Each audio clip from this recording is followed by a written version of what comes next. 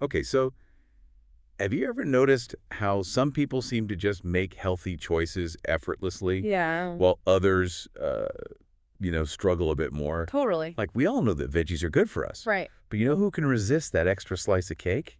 It's tempting for sure. It's a real puzzle. Mm-hmm. Like, what makes some people more inclined to prioritize their health? It's a great question. And luckily, you've given us some fascinating research to dig into. Absolutely. This thing called the health belief model tries Yes. to get to the bottom of why we make the health choices we do. Exactly. So this model, the health belief model, or HBM for short, it was actually developed way back in the 1950s Oh, wow. to understand why people weren't taking advantage of free tuberculosis screenings. Really? Even when it was easy and accessible, people just weren't showing up. Hmm. That's interesting. So it's like even when something's good for us and readily available, something's holding us back. Right. And that's exactly what the HBM tries to unpack. What are those mental barriers, those beliefs and perceptions that influence our actions? So it's not just about knowing the facts, it's about how we perceive those facts and how they fit into our own lives. Exactly. It's about understanding the individual's world, their beliefs, their concerns, their motivations. Okay, so how does this HBM actually work? Yep. What are the pieces of this puzzle? So the HBM breaks down health behavior into 6 key components. Health. Okay. These components all revolve around an individual's beliefs and perceptions about a health issue. Okay, that makes sense. So let's break it down. Then let's start with the first component. Sure, so the first one is called perceived susceptibility. Perceived susceptibility. Okay. And it's basically how likely you think you are to get a certain health condition. So if you think, oh, I never get the flu, I'm invincible. Exactly. You're probably not going to rush to get a flu shot. It's like that could never happen to me, kind of thinking. Precisely. We see this all the time with different health behaviors. That's so interesting. Okay, so that's perceived susceptibility. What's next? The next one is perceived severity. Perceived severity. And this is all about how serious you believe a condition and its consequences would be. So even if you think you might get the flu, if you don't think it's a big deal. Right. You might not be too worried about preventing it. Makes sense. So it's not just about the likelihood of getting sick, but also how serious you think it would be if you did. Exactly. Those two perceptions play a big role. Okay, so we've got perceived susceptibility and perceived severity. What's the third component? The third one is perceived benefits. Perceived benefits. Okay. This is your belief in the effectiveness of taking action to reduce the risk or seriousness of the illness. So this is where we start to see the connection between beliefs and actions. Exactly. If you don't believe that quitting smoking will actually make a difference in your health. Right. Why bother? Right. It's Yeah. like, what's the point? And research actually shows that people are more likely to adopt a health behavior if they truly believe it will benefit them. So it's not just about knowing the facts. It's about believing that those facts will actually make a difference in your life. Absolutely. And that's a really powerful insight. I'm starting to see how this model can really help us understand those aha moments when someone finally decides to make a change. Exactly. It's about aligning those beliefs with the desired action. Okay, we're on a roll. Let's talk about the fourth component. All right. The fourth one, and this is a big one, is perceived barriers. Perceived barriers. I have a feeling this is where things get tricky. It can be. This is where we look at the costs of taking action, both tangible and psychological. Tangible and psychological. Okay, break that down for me. So tangible costs could be things like time, money, or effort. Okay, so like if someone wants to eat healthier, but they think healthy food is too expensive. Exactly. That's a perceived barrier. Yeah. And then there's psychological costs like stress and convenience or social stigma. So for example, someone trying to quit smoking might worry about how their friends will react. Right. Or they might feel anxious about dealing with withdrawal symptoms. Those are all psychological barriers. Wow. So it's not just about the willpower to change, it's about navigating all these real and perceived obstacles. Absolutely. And what research shows that perceived barriers are actually the strongest predictor of whether someone will change their behavior. Really? Wow. So understanding these barriers is absolutely crucial then. It's key.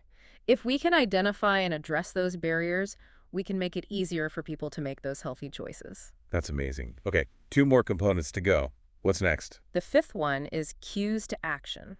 Cues to action. These are events or triggers that prompt a desire to make a health change. So like a wake-up call of sorts. Exactly. It could be anything from a scary news story about a health issue Oh, yeah. to a doctor's advice to even just seeing a poster promoting healthy habits. So it's like that extra push you need to get started or to get back on track. Right. It's that nudge that brings the issue to the forefront of your mind and makes you think, hey, maybe I should do something about this. So these cues to action, they can come from anywhere, really. Exactly. They can Yeah. be internal or external, planned or unplanned, but they play a role in motivating action.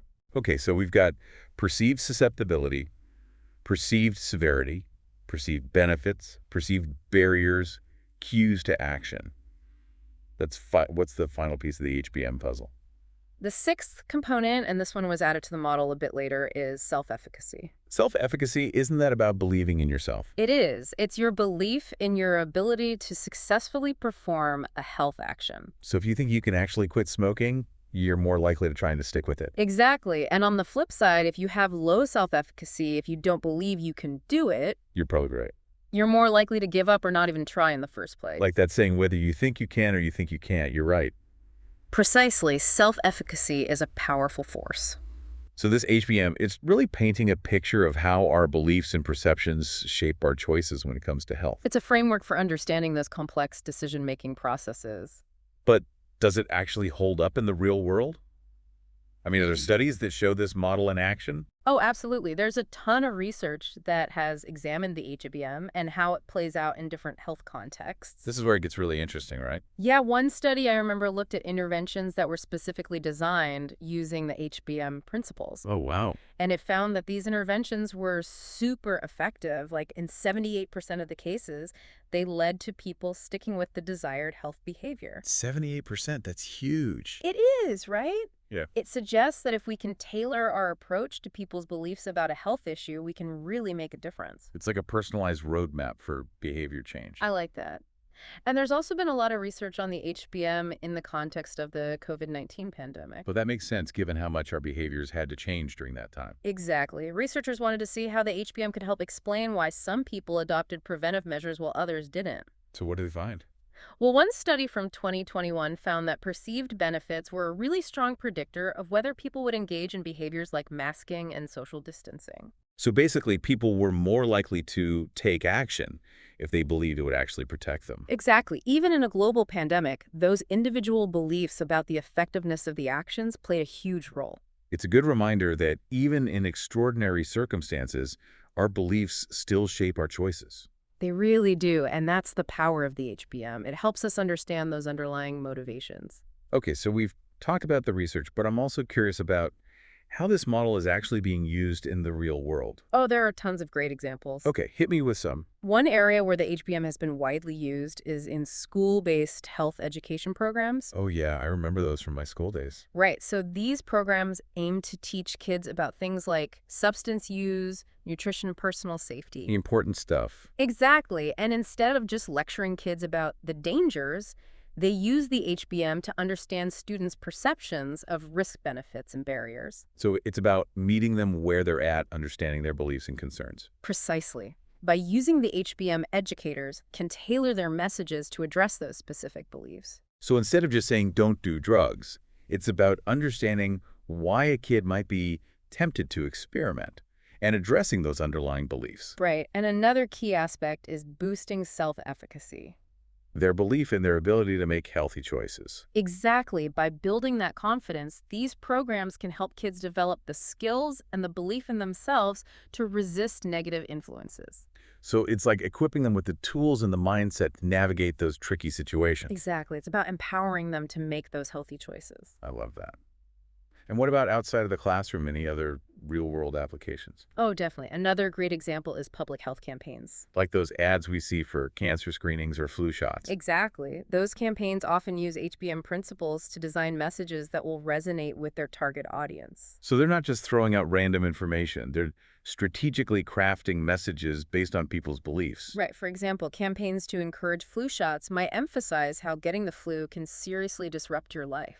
Tapping into that perceived severity? Exactly. Or campaigns about the HPV vaccine might focus on how it can protect you from cancer, highlighting the perceived benefits.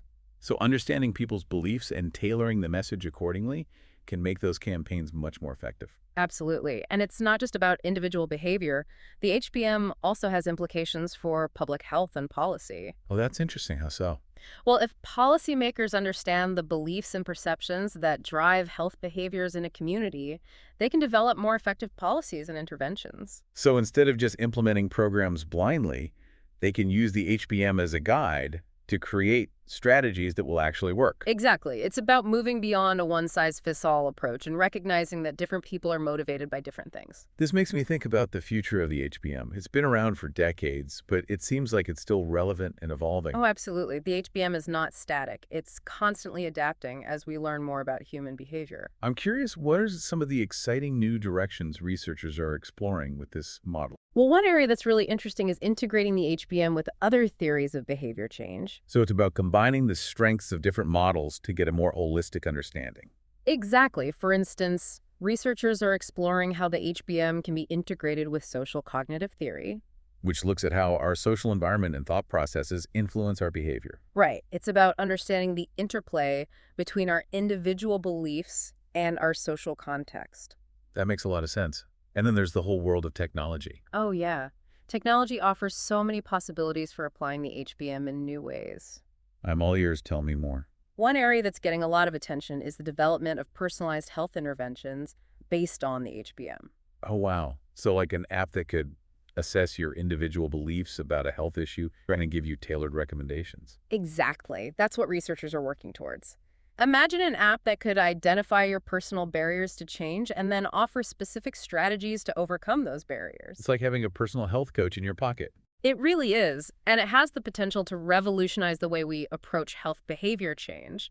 So the HBM is clearly alive and well, finding new life in the digital age. It is. It's a testament to the power of this model to help us understand and influence health behaviors. But it's important to remember that it's not a magic bullet, right? Right. No single model can fully explain the complexity of human behavior. There will always be other factors at play: our emotions, our habits, our environment. Absolutely. It's about using the HBM as a framework for understanding, but recognizing that it's just one piece of the puzzle. A valuable piece, but not the whole picture. Exactly. And as we wrap up our deep dive into the HBM, I think it's worth reflecting on the significance of this concept. Why does it matter? What's the big takeaway? That's a great question. So what does it all mean? I think the HBM reminds us that health is not just about knowing the facts. It's about how we interpret those facts, how we weigh the pros and cons, and ultimately how we feel about our ability to make a change. It's about understanding the power of beliefs, perceptions, and context in shaping our health choices. Exactly. And that's incredibly valuable knowledge. Yeah, it's like that saying, knowledge is power. But the HBM takes it a step further and says, understanding the power of beliefs is even more powerful. Exactly. And it's empowering because it means that even though there are external factors that influence our health, things like genetics or where we live, we still have a degree of control. We're not just passengers. Right. We can shape our own health outcomes by understanding and working with our own beliefs and perceptions. So it's not about blaming ourselves for unhealthy choices. It's about recognizing that we have the power to change those choices, even if it's not always easy. Exactly. We can challenge those negative beliefs that might be holding us back, like I'll never be able to quit smoking or healthy food is too expensive. Those limiting beliefs. Right. And we can reinforce the positive beliefs that support our health goals, and we can find ways to overcome those perceived barriers one step at a time. It's like we're the architects of our own health, designing a blueprint based on this HBM understanding. I love that analogy. And just like any good architect, we need to be flexible and adaptable, adjusting our plans as we learn more about ourselves and the world around us. So as we wrap up our deep dive into the health belief model, I want to leave our listener with this thought. Think about your own health behaviors, the choices you make every day. Yeah.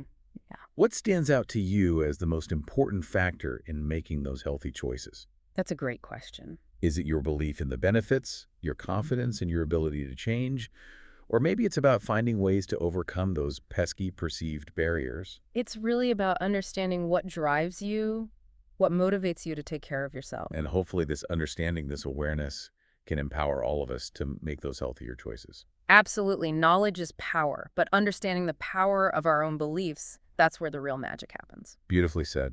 Well, I think that's a perfect note to end on. Thank you so much for joining me on this deep dive into the health belief model. It's been a fascinating journey. It's been a pleasure. Always happy to explore the power of beliefs and their impact on our lives. And to you, dear listener, thank you for tuning in. We hope you found this exploration insightful and, most importantly, empowering. Remember, understanding the power of beliefs is the first step towards creating a healthier and happier you. Until next time, keep diving deep.